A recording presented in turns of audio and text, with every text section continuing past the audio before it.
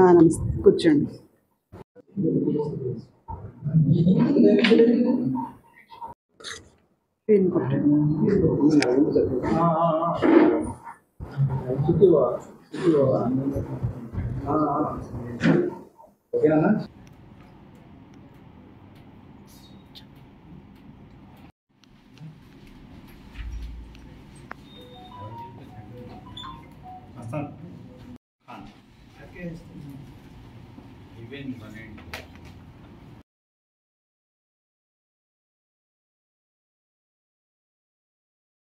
అందరికీ నమస్కారం అండి. మనకి రాష్ట్ర ప్రభుత్వం ఏదైతే ప్రతిష్టాత్మకంగా చేపట్టిన ఉమెన్ ఫ్రీ ట్రావెల్ పథకం ఉందో అది మనకి ఆగస్టు 15 నుంచి ఇంప్లిమెంట్ కాబోతుంది. దాంట్లో భాగంగానే ఆర్టీసీ తరపున మేమందరం సన్నద్ధమయ్యాము.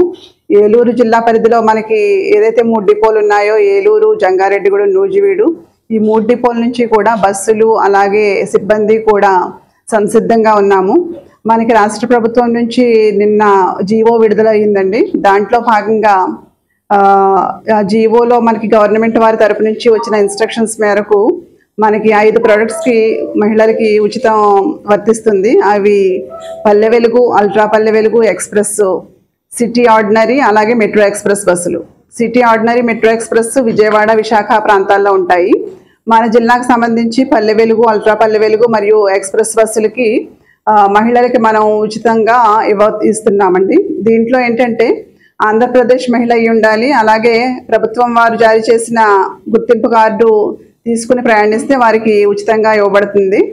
మన జిల్లా పరిధిలో మనకి మొత్తం 309 బస్సులు ఉన్నాయి. దాంట్లో భాగంగా 177 బస్సెస్కి మనకి మహిళలకి ఉచితంగా ఇవ్వచ్చు. వీటిలో 162 బస్సులు పల్లె వెలుగులు, 15 బస్సులు ఎక్స్ప్రెస్లు అండి.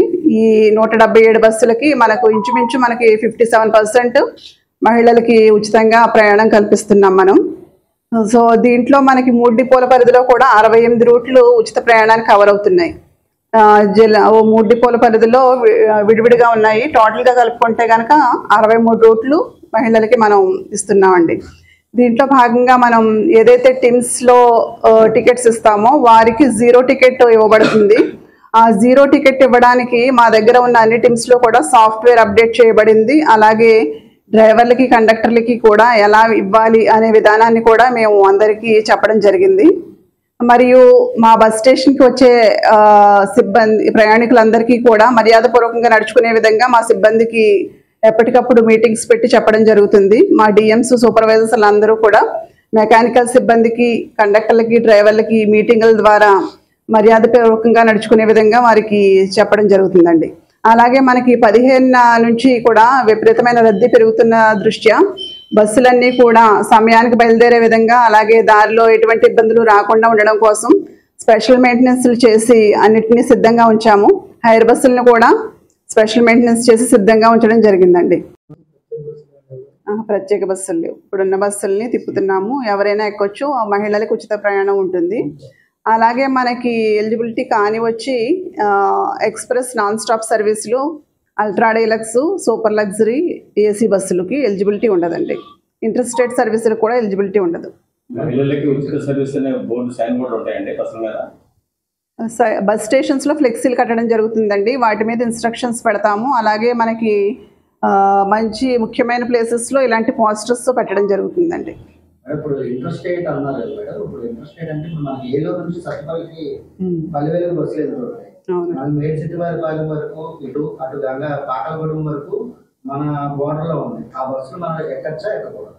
అంటే ఎక్కచ్చు, కానీ ఇంటర్స్టేట్ సర్వీసులు కంప్లీట్గా అది లేదండి. టికెట్ కలెక్ట్ చేయబడుతుంది. ఏలూరు నుంచి సత్తుపల్లి, ఏలూరు నుంచి భద్రాచలం, అలాగే జంగారెడ్డిగూడెం నుంచి భద్రాచలం, ఇలా సర్వీసులు చూసుకుంటే మనకి 14 సర్వీసులు వచ్చినాయి.